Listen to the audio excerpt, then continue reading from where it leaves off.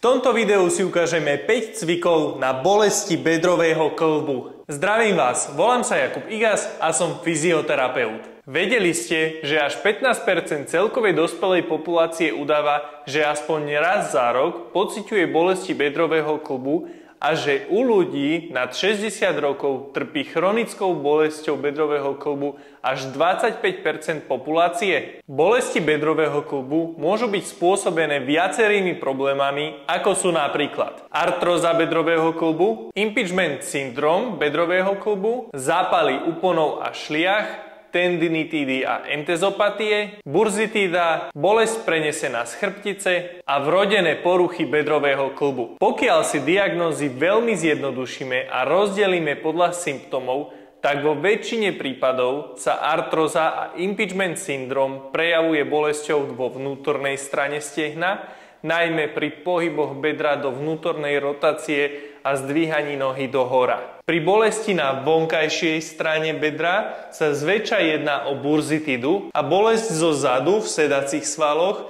býva prenesená z chrbtice alebo z SI kĺbov. V dnešnom videu sa však zameriame na cviky zamerané na artrózu a impingement bedrového kĺbu. Pri týchto diagnózach je cvičenie veľmi podobné, pretože veľmi pomáha zmiernenie napätia na bedrový kĺb a posilnenie svalstva v okolí bedrového kĺbu. Mnoho ľudí si myslí, že pri artróze bedrového kĺbu dochádza ku bolesti a obmedzenému rozsahu pohybu len kvôli opotrebovaniu bedrovej hlavice. Problém je však aj v obmedzenej funkcii bedrového kĺbu, čo v jednoduchosti znamená oslabenie svalstva a stúhnutie mäkkých štruktúr v okolí bedrového kĺbu. Tieto štruktúry a svaly dokážeme ovplyvniť cvičením, vďaka čomu sa zmiernia vaše bolesti, zlepší sa pohyblivosť kĺbu, zníži sa vaše obmedzenie pri bežných činnostiach a zlepší sa vaše celkové fungovanie. Cviky, ktoré si v tomto videu ukážeme, sú zamerané primárne na zmiernenie napätia v bedrovom kĺbu a posilnenie okolitých svalov. Prvý cvik je masáž svalov v okolí bedrového kĺbu s loptičkou. Tento cvik má príjemný uvoľňujúci efekt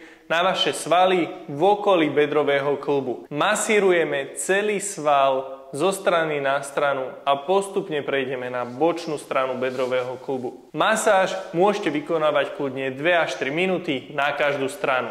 Druhý cvik, trakcia bedrového kĺbu s gumovým expanderom. Tento cvik je jedným z mojich najobľúbenejších pri bolestiach bedrového kĺbu, pretože je veľmi efektívny a pocit zmiernenia bolesti a zlepšenia rozsahu pohybu sa dostaví takmer okamžite po odcvičení. Cvičíme ho v 2 variantách. Tvrdý gumový expander si uchyťte o niečo pevné. Ak máte rebrinu, tak super, použite rebrinu. Ak nie, skúste nájsť pevný bod, kde si gumu upnete. Nepoužívajte mäkké gumové expandery, ale úplne najtvrdšiu variantu expanderu. Lahnite si na chrbát, expander si dajte až ku pánve, úplne do slabín. Natiahnite sa čo najďalej, aby expander vyvíjal čo najväčší ťah na váš kĺb. S výdychom si priťahujte koleno ku hrudníku do pozície, kam vás to pustí. Hore nádych a s výdychom pritiahnite koleno ku hrudníku. Opakujte 10 až 15 krát. Druhá varianta tohto cviku je mierne náročnejšia a pokiaľ si nemôžete klaknúť na koleno, tak ju nevykonávajte a za chvíľu si ukážeme variantu, ktorá je pre vás jednoduchá v akomkoľvek stave bolesti. Klaknite si na koleno bokom k pevnému bodu, kde máte expander upnutý. Expander si umiestnite taktiež úplne do slabín, čo najbližšie k pánve.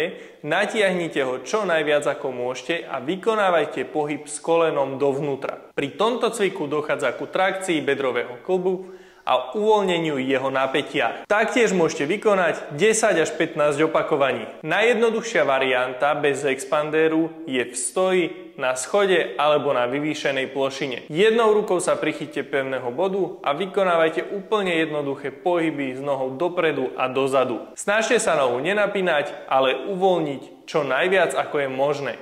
Potom môžete robiť kruživé pohyby. Tento cvik je veľmi jednoduchý a príjemný a môžete ho vykonávať viackrát denne. Tretí cvik, posilnenie priťahovačov bedrového kĺbu v sede. Posaďte sa na stoličku, medzi kolena si dajte napríklad hrubší vankúš, fľašu alebo takýto válec.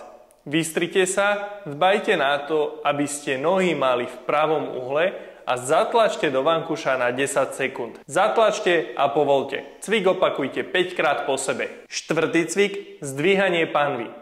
Tento cvik pravdepodobne poznáte.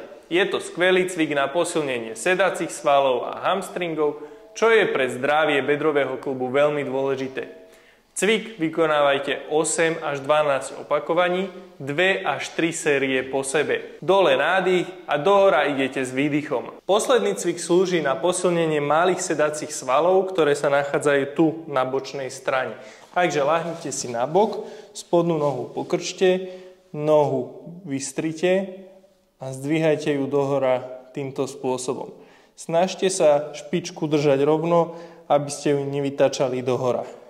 Taktiež môžete vykonať 10 až 12 opakovaní, 2 až 3 série po sebe. V tejto oblasti budete krásne cítiť, ako sa vaše svaly napínajú. Pri artróze je vhodné zaradiť aj kĺbovú výživu s obsahom chondroprotektív, ktoré pomáhajú vo výžive bedrového kĺbu a zmierňujú bolesti najmä pri cvičení, kedy dochádza ku zlepšeniu prekrvenia a výživy kĺbu.